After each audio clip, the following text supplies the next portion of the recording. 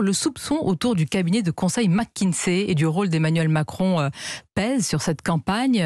Bruno Le Maire, pourquoi autant de fébrilité chez les ministres et chez le président candidat quand on en parle, à l'évocation de ce simple nom, mais McKinsey? Vous me trouvez fébrile ce matin?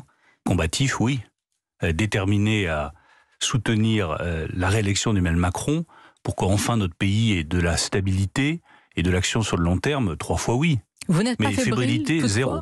Bien, alors non, vous répondrez peut-être avec beaucoup de clarté à certaines questions. Non, mais je vous réponds très clairement. Mais ceux qui sont fébriles, vous me posez une question sur la fébrilité. La fébrilité, c'est celle des oppositions. Qu'est-ce que montre cette affaire McKinsey? L'immense fébrilité. On a vu Emmanuel Macron très agacé rien qu'à l'évocation des questions des oppositions. Mais je comprends qu'il soit agacé. Enfin, tout de même. Mettez-vous à sa place. Qui est-ce qui? C'est pas mon rôle, mais qui est-ce qui? Essayez une seconde, Sonia Mabrouk, de vous mettre à la place du président de la République. On pose les mêmes questions à tous. Il a pendant 5 ans combattu l'évasion fiscale, combattu l'optimisation fiscale.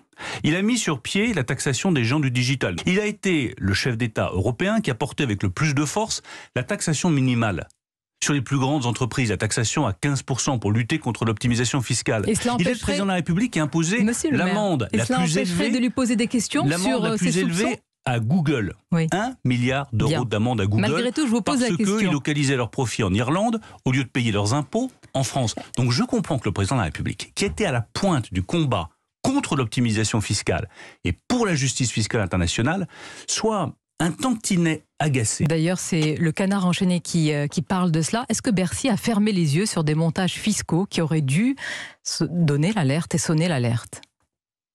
Bercy a imposé, je le rappelle, la plus grosse amende fiscale qui ait jamais été imposée à Google. 1 milliard d'euros, 500 millions d'euros de redressement fiscal, 500 millions d'euros d'amende. Oui, mais on n'a pas de leçon à recevoir, Sonia Mabrouk. C'est une question. De qui que ce soit. Est-ce que vous avez fait des concessions en matière de lutte contre l'optimisation fiscale?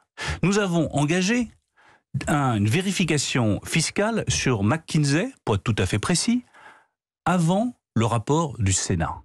Parce que nous avons bien vu, enfin nous ne sommes pas nés de la dernière pluie, on n'est pas des perdreaux de l'année. On le sait bien qu'il y a des grandes entreprises internationales, qu'est-ce qu'elles font? Je reprends l'exemple de Google. Elles font de très grands profits en France, et puis elles disent, attendez, mais si on fait des profits en France, c'est parce que les consommateurs français sont intéressés par la marque Google. Or, la marque Google, elle est localisée en Irlande. Ça a été condamné et ça a été poursuivi. Je vais faire exactement la même chose.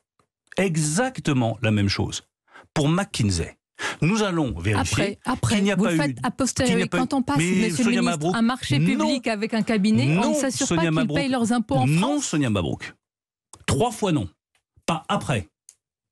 Avant le rapport du Sénat.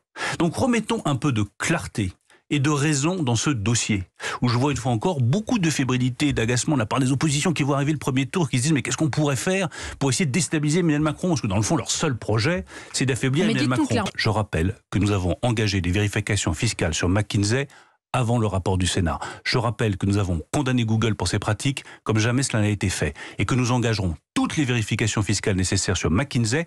McKinsey paiera tous les impôts qu'ils doivent à la France, rubis sur l'ongle.